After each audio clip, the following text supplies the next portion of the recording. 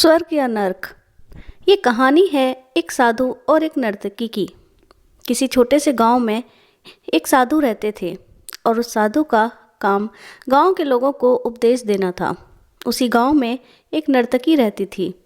उसका काम लोगों के सामने नाचकर गांव के लोगों का मन बहलाना था।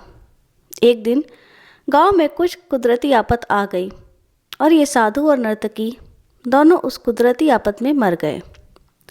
मरने के बाद जब ये दोनों यमलोक पहुंचते हैं तब इनके कर्मों और उनके पीछे छिपी भावनाओं के आधार पर इन दोनों को स्वर्ग या नर्क में भेजने की बात होती है। साधु को खुद को स्वर्ग में ही आश्रय मिलेगा इस बात का अंदाजा था। दूसरी तरफ नर्तकी के दिमाग में ऐसा कुछ भी नहीं था। उसे तो सिर्फ फैसले का इंतज़ार था। तभी घोषणा होती है कि नर्तकी को स्वर्ग दिया जाता है और साधु को नरक।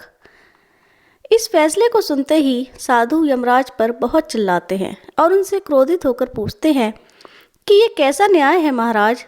मैंने अपनी सारी ज़िंदगी लोगों को उपदेश देने में बिता दी और मेरे नसीब में नर्क, जबकि ये नर्तकी जीवन भर लोगों को रिझाने के लिए नाचती रही और इसे स्वर्ग दिया जा रहा है। ऐसा क्यों? मेरे साथ ये अन्याय क्यों?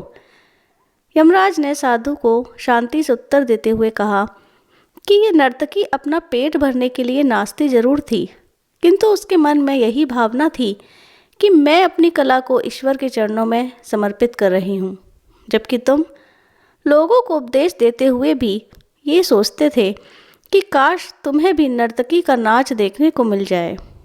यमराज ने साधु से ये भी कहा कि तुम ईश्वर के इस महत्वपूर्ण संदेश को भूल गए कि इंसान के कर्म से अधिक कर्म करने के पीछे की भावनाएं मायने रखती हैं और तुम्हारे इस कर्म के पीछे की भावनाओं के हिसाब से ही तुम्हें नर्क मिला है।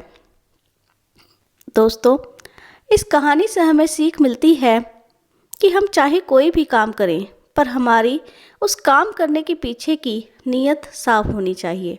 अगर हमारी नीयत साफ नहीं होती है तो हमें दिखने में भले लगने वाले काम भी पुण्य की जगह पर पाप का भागी ही बना देते हैं।